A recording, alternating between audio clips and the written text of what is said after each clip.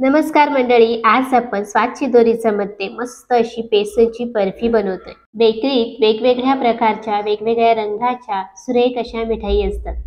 आपली मुलं त्या मिठाई पाहून खाण्याचा आग्रही धरतात। काही वेळेला त्या खरेदी करून खायला सुद्धा दिल्या जातात। पण खरं सांगू का, बेकरीत मिळणारी प्रत्येक मिठाई आपण मोजक्या साहित्यात घरी बनवू शकतो। आज अशीच एक मिठाई आपण घरी बनवतोय, ते सुद्धा बेसन पीठ वापरून। एकदम सॉफ्ट होते आणि चवीला म्हणाल तर अगदी बेकरीत मिळते ना तशीच। खरं तर ही पाकातली बेसन बर्फी आहे, पण करायला खूप सोपी आहे आणि खाल्ल्यानंतर कुणाला कळणार सुद्धा नाही की ही बेसनच्या पिठापासून बनवलेली मिठाई आहे। सुरुवात करूया। तर सर्वात आधी आपण बेसनचं पीठ भाजून घेणार आहे। त्यासाठी कढईमध्ये अर्धी वाटी साजूक तूप गरम करून घ्यायचे। तूप घेत असताना खूप पातळ नाही किंवा खूप घट्टही नाही, अशा कन्सिस्टन्सीमध्ये मोजून घेतलेलं आहे। आता हे तूप चांगलं गरम करून घेऊ। तर सर्वसाधारणपणे बेकरीत तूप वापरत नाहीत, वनस्पती तूप म्हणजे डालडा वापरला जातो। तुम्हाला हवं तर सारख्याच प्रमाणामध्ये डालडा घेतला तरी चालेल। आता हे तूप चांगलं गरम झालंय, यामध्ये थोडंसं पीठ टाकून बघायचं, ते पटकन फुलतंय इतकं तूप आपल्याला गरम करून घ्यायचंय। आता यामध्ये घालूयात एक मोठी वाटी बेसन पीठ। वजनाने म्हणाल तर 150 ग्रॅम हे बेसनचं पीठ आहे। इथं मी विकतचं बेसन पीठ घेतलेलं आहे आणि ते चाळून वापरलेलं आहे। यामध्ये सारख्याच वाटीने आपल्याला घालायचे अर्धी वाटी मैदा। वजनाने म्हणाल तर 70 ते 75 ग्रॅम हा मैदा आहे। आता हा मैदा आणि बेसनचं पीठ या तुपामध्ये आपल्याला चांगले भाजून घ्यायचंय। तर सुरुवातीला तुम्ही पाहू शकता बेसन आणि मैद्याने संपूर्ण तूप शोषून घेतलेलं आहे, त्यामुळे ही खूप घट्टसर झालेलं तुम्हाला दिसत असेल। असं वाटतं की हे तूप खूप कमी झालंय, पण असं अजिबात नाहीये। जसं हे भाजलं जाईल तसं मैदा आणि बेसनचं पीठ तूप सोडू लागेल आणि मिश्रण पुन्हा सैलसर होईल। तर याला कडेने तूप सुटेपर्यंत किंवा हलका तांबूस रंग येईपर्यंत याला भाजून घ्यायचंय। आज आपण परफेक्ट बेकरीत मिळते तशीच त्याच चवीची बर्फी बनवतोय, त्यामुळे इथे मी मैदा वापरलेला आहे। आपण बेकरीतून ज्या मिठाई आणतो त्या सहसा पूर्णपणे मैद्याच्याच बनवलेल्या असतात, पण आपल्याला वाटतं की यामध्ये खवा वापरलाय, पण असं काहीच नसतं। पण इथं आपण बेसन पिठापासून बनवतोय, तर चवीत फरक होऊ नये यासाठी इथं अर्धी वाटी मी मैदा वापरलाय। हे पीठ भाजत असताना मात्र इतर कोणत्याही गोष्टी करू नका, याला सतत हलवत राहा, म्हणजे हे पीठ एकसारखं सगळीकडे भाजलं जातं आणि तळाशी करपत नाही। तर हे पहा, साधारण 5 ते 6 मिनिटं झालेली आहेत आणि आता जर तुम्ही पाहिलं असेल तर हे पीठ जे आहे ते परतायला किंवा मिसळायला मला खूप जड जात नाहीये, अगदी सहजरित्या हे परतता येते, इतकं सैलसर झालेलं आहे। पण पीठ अजून भाजलेलं नाहीये, याला आणखीन थोडा वेळ भाजून घेऊ। तर पुन्हा 5-6 मिनिटांनंतर आणि सुरुवातीपासून म्हणाल तर 12 मिनिटं झालेली आहेत। पिठाने बघा कडेने तूप सोडायला सुरुवात झालेली आहे। पण तुम्ही जर नीट पाहिलं तर या पिठाला फारसा सोनेरी रंग आलेला दिसत नाहीये, त्यामुळे याला हलका सोनेरी रंग येईपर्यंत आणखीन एक 3-4 मिनिटं परतून घेऊ। बेकरीतली मिठाई दिसायलाही आकर्षकच दिसते। आज आपण अगदी तशीच मिठाई बनवतोय, त्यामुळे याला खूप डार्क चॉकलेटी रंगावरती भाजायचं नाही, हलका सोनेरी रंग येईपर्यंत याला परतून घेऊ। तर पहा, पुन्हा 3 मिनिटं याला मी परतून घेतलं आणि गॅस सुरुवातीपासून आत्तापर्यंत कमी होता आणि कमी गॅसवरतीच आपल्याला हे पीठ व्यवस्थित भाजून घ्यायचंय।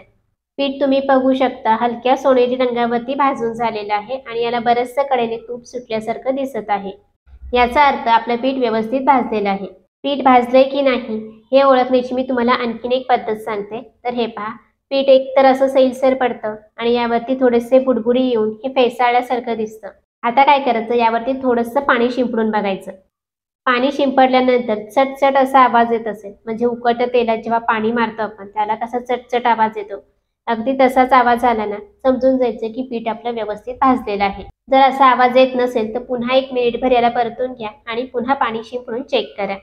फक्त खूप जास्त वेळेला पाणी शिंपडू नका, नाहीतर मग पाण्याचा अंश याच्यामध्ये जास्त तयार होईल आणि मिठाई आपली लवकर खराब होऊ शकते। त्यामुळे एकदा किंवा दोनदाच आपल्याला पाणी यावरती शिंपडायचं आहे। तर एवढं पीठ भाजण्यासाठी मला जवळपास 15 ते 16 मिनिटं लागलेली आहेत। तर आपलं पीठ भाजून तयार झालंय, याला थोडा वेळ बाजूला ठेवूया आणि आता यासाठी लागणारा साखरेचा पाक करून घेऊ। त्यासाठी इथं पॅनमध्ये 1 वाटी मी साखर घेतलेली आहे। यामध्ये साखरेचे निम्मे आपल्याला पाणी घालायचे। 1 वाटी साखर होती, अर्धी वाटी यामध्ये पाणी घातलेलं आहे। आता गॅस मोठा किंवा मध्यम ठेवूयात आणि ही साखर सुरुवातीला विरघळून घेऊ। मिनिटभरातच बघा साखर पटकन विरघळली गेलेली आहे। आता गॅस कमी करायचा आहे आणि याला सतत हलवत राहून याचा आपल्याला एक तारी पाक करून घ्यायचा आहे। तर हे पहा, साधारण 2 ते 3 मिनिटं झालेली आहेत। मी हा पाक सतत हलवत राहून शिजवून घेतला। हा एक तारी पाक तयार झालेला आहे। तर आता पाक तयार झालाय किंवा याची एक तार होते कसं ओळखायचं? तर स्पॅच्युला असा पाकामध्ये मिसळून घ्यायचा आणि स्पॅच्युल्यावरचा शेवटचा जो थेंब पडतो तो आपल्याला एका प्लेटमध्ये काढून घ्यायचा आहे। यावर फुंकर मारून याला पूर्णपणे गार करायचं आहे आणि हा पाक आपल्याला बोटावर घेऊन या पद्धतीने असं चेक करायचं। हे पहा, इथं एक तार तयार होत आहे।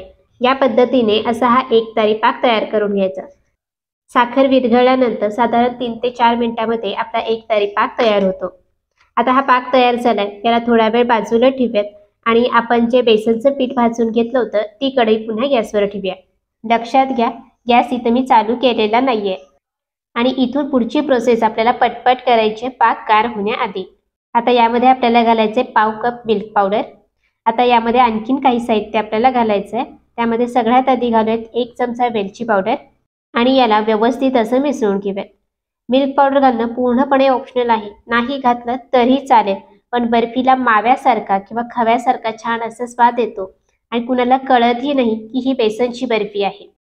आपण दिसायला सुद्धा अगदी बेकरीत मिळते तशीच मिठाई बनवतोय, तर अर्थातच यामध्ये अगदी चिमूटभर आपल्याला रंग टाकायचा आहे। 1 चिमूट पिवळा रंग आणि 2 चिमूट लाल रंग टाकलेला आहे। दोनही प्रकारचे रंग इथं मी वापरले, त्यामुळे बर्फीचा रंग एक थोडासा वेगळा तयार होतो आणि तो अगदी दिसायला सुरेख दिसतो। दोन्ही रंग नसतील, एकाच आवडीनुसार कोणताही घातला तरी चालेल। आता यामध्ये तयार करून घेतलेला एक तारी पाक घालायचा आहे। लक्षात घ्या, पाक आपला गरमच आहे। संपूर्ण पाक यामध्ये घालून झाल्यानंतर याला पुन्हा एकदा मिसळून घ्यायचं आहे। व्यवस्थित मिसळून झालं की मग आपल्याला गॅस सुरू करायचा आहे। आता मी गॅस सुरू केलाय। गॅस अगदी कमी ठेवलेला आहे, खूप मोठा किंवा मध्यम ठेवलेला नाही। याला व्यवस्थित मिसळून घेतल्यानंतर याला आपल्याला साधारण 2 ते 3 मिनिटं असंच परतून घ्यायचंय। तयार करून घेतलेलं हे जे मिश्रण आहे ते पॅन सोडत नाही तोवर याला आपल्याला परतून घ्यायचंय। खूप जास्त वेळ नाही, साधारण 2 ते 2.5 मिनिटांमध्ये हे मिश्रण कडेने पॅन सोडायला सुरुवात करते। हे पहा, या पद्धतीनं आता मी गॅस बंद केलेला आहे आणि ही कढई आपल्याला गॅसवरून खाली उतरून घ्यायची। नाही उतरून घेतली गॅसवर ठेवली तरी चालेल आणि हे मिश्रण आपल्याला पूर्णपणे गार करून घ्यायचंय। याला सतत हलवत राहायची गरज नाही, थोड्या थोड्या वेळाच्या अंतरानंतर याला खालीवर करून गार करून घेतलं तरी चालेल। हवं तर फॅन चालू करून गार करून घेतलं तरी चालेल। तर आता तुम्ही पाहू शकता मिश्रण थोडंफार कोमट झालेलं आहे, अजून पूर्ण गार झालेलं नाही, पण याचा आता गोळा तयार होतोय। या स्पॅच्युल्यावरचं थोडंसं जे मिश्रण आहे ते हातावर घेऊन असं गार करून पाहिलं तर याची गोळी तयार होतीये, म्हणजे हे मिश्रण वडी सेट करण्यासाठी तयार झालेलं आहे। पण अजून हे कोमट आहे, पूर्णपणे गार झालेलं नाहीये। याला आणखीन थोडा वेळ गार करून घेऊयात, पण आता कढईमध्ये जर ठेवलं तर अजून याचा रंग बदलत राहील। त्यामुळे काय करायचंय, एक प्लेट घ्यायची आणि प्लेटला थोडंसं साजूक तूप लावून घ्यायचं, म्हणजे मिश्रण खाली प्लेटला चिकटणार नाही आणि यावरती कढईतलं सगळं मिश्रण काढून घेऊ आणि पूर्णपणे गार करून घेऊ। तर आता या ठिकाणी हे मिश्रण व्यवस्थित गार झालेलं आहे आणि एका ठिकाणी हे गोळा होऊन याचा गोळा तयार होतोय। तर हे परफेक्ट असं मिश्रण तयार झालं। एवढं मिश्रण गार करण्यासाठी मला बरोबर घड्याळ लावून 45 मिनिटं लागलेली आहेत। तुम्हाला 5-10 मिनिटं कमी किंवा जास्त लागू शकतात। आता ज्या प्लेटमध्ये आपल्याला वडी सेट करायची त्या प्लेटला सुद्धा थोडं साजूक तूप लावून घ्यायचंय आणि हे संपूर्ण मिश्रण यामध्ये काढून घ्यायचंय। स्पॅच्युलाच्या साहाय्याने मी हे मिश्रण ताटामध्ये एकसारखं पसरून घेतलेलं आहे। मिश्रण आता पूर्णपणे गार आहे, तरीही याच्यामध्ये लवचिकपणा जाणवतो, अगदी थोडंफार रबरासारखं जाणवतं, पण जसा वेळ जाईल तसं ही वडी पुन्हा व्यवस्थित सेट होऊ लागते। आता स्पॅच्युलाच्या साहाय्याने हे सर्व मिश्रण मी ताटामध्ये एकसारखं पसरून घेतलेलं आहे। वडी छान दिसावी यासाठी यावरती थोडासा सुक्या मेव्याचे काप घालूयात आणि ते सुद्धा थोडेसे प्रेस करून घेऊ, म्हणजे व्यवस्थित चिकटले जातील। वडी सेट झाल्यानंतर मात्र याच्या वड्या आपल्याला एकसारख्या नीट काढता येणार नाहीत, म्हणून सुरीने आत्ताच याला एकसारखं आपल्याला हव्या त्या आकारामध्ये कापून घ्यायचंय। तर इथे मी चौकोनी आकारामध्ये सगळ्या वड्या कापून घेतलेल्या आहेत। पुन्हा एक 10 ते 15 मिनिटं याला असंच ठेवूयात आणि वडी व्यवस्थित सेट होऊ देऊ। तर या ठिकाणी बघा, इथं मी पुन्हा एक 10 ते 15 मिनिटं वडी सेट करून घेतली आणि मिश्रण ताटामध्ये ओतल्यापासून जवळपास मला 1 तास लागला ही वडी सेट करण्यासाठी। वडी व्यवस्थित सेट झालेली आहे, तुम्ही पाहू शकता। वरून मी याला चंदेरी वर्क लावून पुन्हा थोडं गार्निश करून घेतलेलं आहे. पूर्णपणे ऑप्शनल आहे किंवा तुम्ही तुमच्या आवडीनुसार याला डेकोरेट करू शकता. तयार झाली आपली पाकातली बेसन बर्फी. बर्फी तुम्ही पाहू शकता अगदी व्यवस्थित सेट झाली आहे. हाताने प्रेस केली तर अगदी मऊसूत सुद्धा आहे. तयार झालेली ही बर्फी पहिल्या दिवशीपेक्षा दुसऱ्या दिवसानंतर खायला अप्रतिम अशी लागते. तुम्ही सुद्धा या पद्धतीने घरी बेसन बर्फी करून पहा. कशी झाली, आवडली का घरातल्या सर्वांना? मला नक्की कमेंट्स करून सांगा. पुन्हा भेटूयात अशाच एका छानशा रेसिपीसोबत. तोवर धन्यवाद.